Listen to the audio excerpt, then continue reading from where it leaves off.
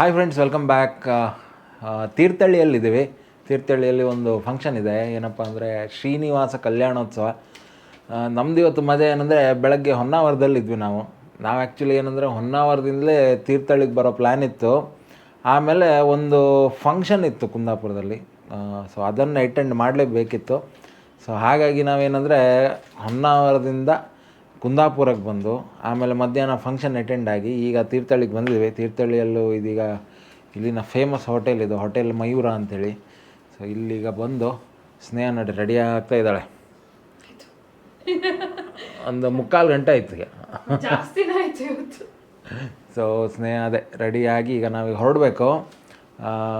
ಇವತ್ತು ಕಲ್ಯಾಣೋತ್ಸವ ಸ್ಪೆಷಲ್ ಏನಂದರೆ, ನಮ್ಮ ಅಕ್ಕನ ಸೈಡಿಂದ ಮಾಡ್ತಾಯಿದ್ದಾರೆ ಅದನ್ನು. ಅಕ್ಕ ಅಂದರೆ ದೊಡ್ಡಪ್ಪನ ಮಗಳು. ಸೊ ನಾರ್ಮಲಿ ಶ್ರೀನಿವಾಸ ಕಲ್ಯಾಣೋತ್ಸವ ಅಂದರೆ ಮದುವೆ. ಸೊ ಮದುವೆಗೆ ಏನಂದರೆ ಒಂದು ಗಂಡಿನ ಕಡೆಯವರು ಅಂತಿರ್ತಾರೆ, ಹೆಣ್ಣಿನ ಕಡೆಯವರು ಅಂತಿರ್ತಾರೆ. ಈ ಸಲ ಸ್ಪೆಷಲ್ ಏನಂದರೆ ಗಂಡಿನ ಕಡೆಯವರು ನಮ್ಮ ಅಕ್ಕನೇ, ಹೆಣ್ಣಿನ ಕಡೆಯವರು ನಮ್ಮ ಅಕ್ಕನೇ. ಆಲ್ರೆಡಿ ಸ್ಟಾರ್ಟ್ ಆಗಿದೆ ಅದು ಇವೆಂಟು. ನಾವೇ ಬಂದಿದ್ದು ಸ್ವಲ್ಪ ಲೇಟ್ ಆಯ್ತು, ಅದು ಹೇಳಿದ್ನಲ್ಲ, ಸುಮಾರೆಲ್ಲ ಟ್ರಾವೆಲ್ ಆಯ್ತು ನಮ್ಮದು. ಅದ್ರ ಮಧ್ಯ ನಿನ್ನೆ ರಾತ್ರಿ ನಿದ್ದೆನೂ ಇಲ್ಲ. ಹೊನ್ನಾವರದಲ್ಲಿ ಒಂದು ಬೆಕ್ಕು ಮಾರ್ಯಾರೆ. ಅಯ್ಯೋ ಎಂತ ಗೊತ್ತಾ, ರಾತ್ರಿ ಕಿವಿ ಹತ್ರ ಬಂದು ತಲೆ ಮೇಲೆಲ್ಲ ಕಾಲಿಡುತ್ತದು. ಆ ಕಿವಿ ಹತ್ರ ಬಂದು ಮ್ಯಾವ್ ಅನ್ನುತ್ತೆ ಲಾಸ್ಟಿಗೆ. ಎಲ್ರಿಗೂ ಎಚ್ಚರ. ಬೆಕ್ಕಿನ ಮರಿ ಬಾಧೆ ಕೊಡ್ತಾ ಇತ್ತು. ಯಮ್ಮ ಎಷ್ಟು ಸಲ ಅಂತಿಲ್ಲ ಮ್ಯಾವ್ ಅನ್ನೋದು, ಆಮೇಲೆ ನಮ್ಮನ್ನೆಲ್ಲ ಎಬ್ಸೋದು, ಆಮೇಲೆ ತಾನು ಹೋಗಿ ಮಲ್ಕೊಳ್ಳೋದು, ವಾಪಸ್ ನಾವು ಮಲ್ಕೊಂಡ್ಮೇಲೆ ಮತ್ತೆ ಬಂದು ನಮ್ಮನ್ನ ಎಬ್ಸೋದು, ಆಮೇಲೆ ತಾನು ಹೋಗಿ ಮಲ್ಕೊಳ್ಳೋದು. ಹೀಗೆ ಆಗ್ತಾ ಇತ್ತು. ಅದೇ ಅಂದರೆ ನಿದ್ದೆ ಆಗಿಲ್ಲ ಕರೆಕ್ಟಾಗಿ.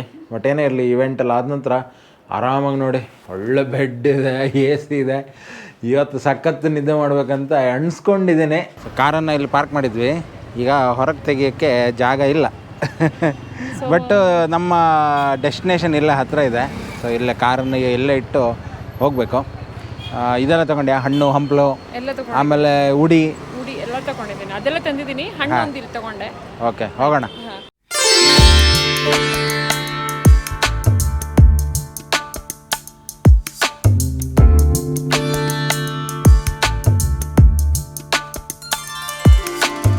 ಒಂದು ಲಘು ಉಪಹಾರ ಆಯಿತು. ಸುಮಾರೆಲ್ಲ ಐಟಮ್ ಇತ್ತು. ಸ್ವೀಟಿಗೆ ಶೀರಾ ಇತ್ತು, ಟೀ ಕಾಫಿ ಇತ್ತು, ಆಮೇಲೆ ಉಪ್ಮಾ ಇತ್ತು, ಹಾಗೆ ಅವಲಕ್ಕಿ ಹಾಕಿ ಬಿಸಿಬೇಳೆ ಬಾತ್ ಮಾಡಿದ್ರು, ಆಮೇಲೆ ಖಾರ ಪೊಂಗಲ್ ಮಾಡಿದ್ರು. ನಾವೇನಂದರೆ ಈ ಬರ್ಬೇಕಾದ್ರೆ ಇದೆಲ್ಲ ಆಗಿದೆ. ನಮ್ಮ ಕಡೆ ಎದುರು ಕಾಣಿಸ್ತಾಣಿ ಅಂತೀವಿ. ಅಂದರೆ ಹುಡುಗನ ಕಡೆಯವರು, ಹುಡುಗಿಯರ ಕಡೆಯವರು ಎದುರು ಬದ್ರು ನಿಂತು ಕಲಶ ಕನ್ನಡಿ ಎಲ್ಲ ತೋರಿಸಿ ಇನ್ವೈಟ್ ಮಾಡೋದಿದೆಯಲ್ಲ ಒಬ್ರಿಗೆ. ಅದು ನಮ್ಮ ಮದುವೆ ಶಾಸ್ತ್ರದಲ್ಲಿ ಹೇಗಿರುತ್ತೋ ಹಾಗೆ ಸೇಮ್ ಅದೊಂದು ಮುಗ್ದಿತ್ತು. ಉಳಿದದ್ದೆಲ್ಲ ಸ್ಟಾರ್ಟ್ ಆಗಿದೆ ಅಷ್ಟೇ. ಸೊ ಇಲ್ಲಿ ಬಂದು ಫಸ್ಟು ಹೊಟ್ಟೆಗೆ ಹಾಕಿ ಈಗ ಅಲ್ಲಿ ಹೋಗಬೇಕು. ಮತ್ತು ಇನ್ನೊಂದು ಏನು ಗೊತ್ತಾ, ಈಗ ಈ ಫಂಕ್ಷನ್ ನಡೆಸ್ತಿರೋರು ನನ್ನ ಅಕ್ಕ ಅಂದರೆ ದೊಡ್ಡಪ್ಪನ ಮಗಳು. ಬಟ್ ನಮ್ಮ ಫ್ಯಾಮಿಲಿಯಲ್ಲಿ ಏನಂದರೆ ಜನ್ರೇಷನ್ ಗ್ಯಾಪ್ಸ್ ಇದೆ ಒಬ್ರಿಗೊಬ್ರಿಗೆ. ಅಂದರೆ ನಮ್ಮ ಅಜ್ಜನಿಗೆ 14 ಜನ ಮಕ್ಕಳು, 9 ಜನ ಗಂಡು ಮಕ್ಕಳು, 5 ಜನ ಹೆಣ್ಮಕ್ಳು. ಸೊ ನಮ್ಮ ದೊಡ್ಡಪ್ಪ ಇದ್ದಾರಲ್ಲ, ಫಸ್ಟ್ ದೊಡ್ಡಪ್ಪ, ಮತ್ತು ಒಬ್ಬರು ಚಿಕ್ಕಪ್ಪ ಇದ್ದಾರೆ. ಅವರಿಗೆ ಇವರಿಗೂ ಏಜ್ ಗ್ಯಾಪ್ ಹೆಂಗಿದೆ ಅಂದರೆ, ಅಪ್ಪ ಮತ್ತು ಮಗನ ಮಧ್ಯೆ ಎಷ್ಟು ಏಜ್ ಗ್ಯಾಪ್ ಇರುತ್ತಲ್ಲ ಅಷ್ಟು ಏಜ್ ಗ್ಯಾಪ್ ಇದೆ. ಹಾಗಾಗಿ ನನ್ನ ದೊಡ್ಡಪ್ಪನ ಮಗ ನಂಗೆ ಅಣ್ಣ ಆಗಬೇಕು, ಬಟ್ ಅವರಿಗೆ ನನ್ನ ಅಪ್ಪನ ವಯಸ್ಸು. ಹಾಗೆ ಇವಾಗ ನನ್ನ ದೊಡ್ಡಪ್ಪನ ಫಸ್ಟ್ ಮಗಳು, ಅಂದರೆ ನಮ್ಮ ಇಡೀ ಅಜ್ಜನ ಮೊಮ್ಮಕ್ಕಳಲ್ಲಿ ಫಸ್ಟು ಹೆಣ್ಣು ಮಗಳು ಇವರು. ಸೊ ಅವರು ನಡೆಸ್ತಾ ಇದ್ದಾರೆ. ಸೊ ಏಜ್ ಪ್ರಕಾರ ಅವರಿಗೆ ತುಂಬ ಏಜ್ ಆಗಿದೆ. ಅಂದರೆ ನನ್ನ ಅಮ್ಮನ ವಯಸ್ಸು ಅವರಿಗೆ, ಬಟ್ ನನಗೆ ಅಕ್ಕ ಅವರು.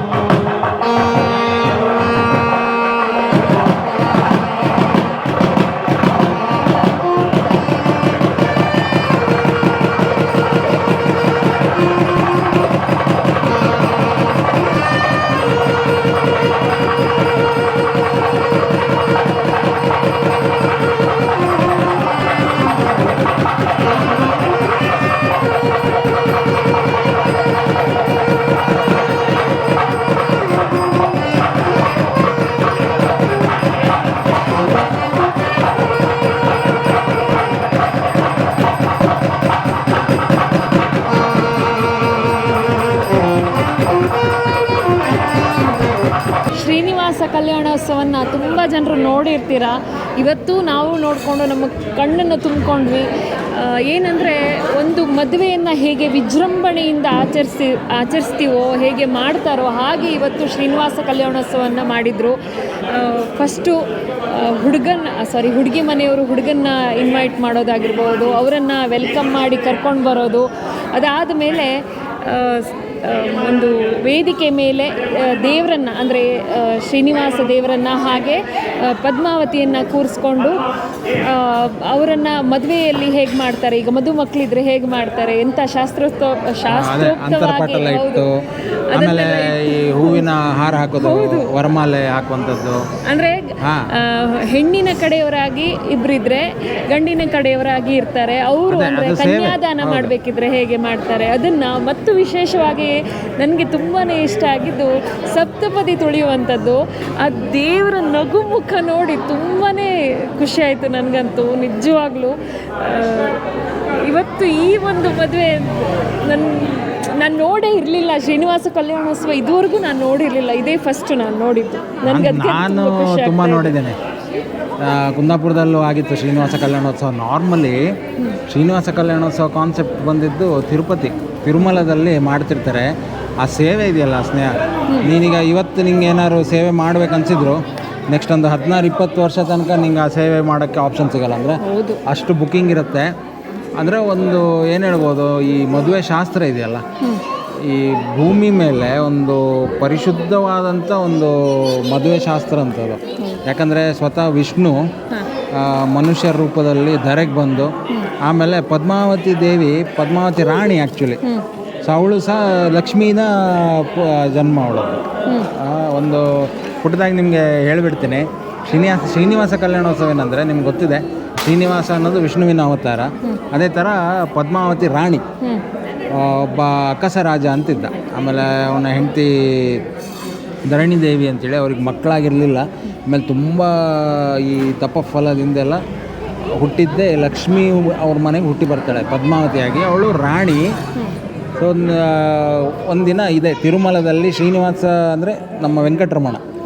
ಸೊ ಅವರು ನಾರ್ಮಲಿ ಬೇಟೆ ಆಡೋಕ್ಕೆ ಹೋದಾಗ ಒಂದಿನ ಕಾಡಲ್ಲಿ ಇಬ್ಬರದ್ದು ಭೇಟಿಯಾಗಿ ಲವ್ ಎಟ್ ಫಸ್ಟ್ ಸೈಟ್ ಅಂತೀವಲ್ಲ, ಆ ಥರ ಆಗಿ ಆಮೇಲೆ ಇಬ್ಬರದ್ದು ಮದುವೆ ಮಾಡ್ಬೇಕಂತೇಳಿ. ಬಟ್ ಏನಂದರೆ ಮದುವೆ ಮಾಡಬೇಕಾದ್ರೆ ಏನಾಗುತ್ತೆ, ಈ ಹೆಣ್ಣಿನ ಕಡೆಯವರಿಗೆ ನಾರ್ಮಲಿ ಗಂಡು ಏನು ಮಾಡ್ತಾನೆ ಆ ಥರದ್ದೆಲ್ಲ ಇರುತ್ತೆ. ಸೊ ಫಸ್ಟ್ ಸ್ಟೇಜಲ್ಲಿ ಹುಡುಗ ಯಾರು ಏನು ಮಾಡ್ತಾರೆ, ಯಾಕಂದರೆ ವಿಷ್ಣುವಿನ ಪ್ರತಿರೂಪ ಅಂತ ಗೊತ್ತಿರಲಿಲ್ಲ ಅವರಿಗೆ. ಸೊ ಎಲ್ಲ ಥರ ಎನ್ಕ್ವೈರಿ ಆಗಿ ಫಸ್ಟಿಗೆ ಇಲ್ಲ ಅಂತ ಆಗಿ, ಆಮೇಲೆ ನಾರದ ಮುನಿಗಳು ಬಂದು ಇಲ್ಲ ಅವರು ವಿಷ್ಣುವಿನ ಪ್ರತಿರೂಪ ಅಂತ ಹೇಳಿದ ನಂತರ ಆಮೇಲೆ ಮದುವೆ ಆಯಿತು. ತುಂಬ ಗ್ರ್ಯಾಂಡಾಗಿ ಆಯಿತು.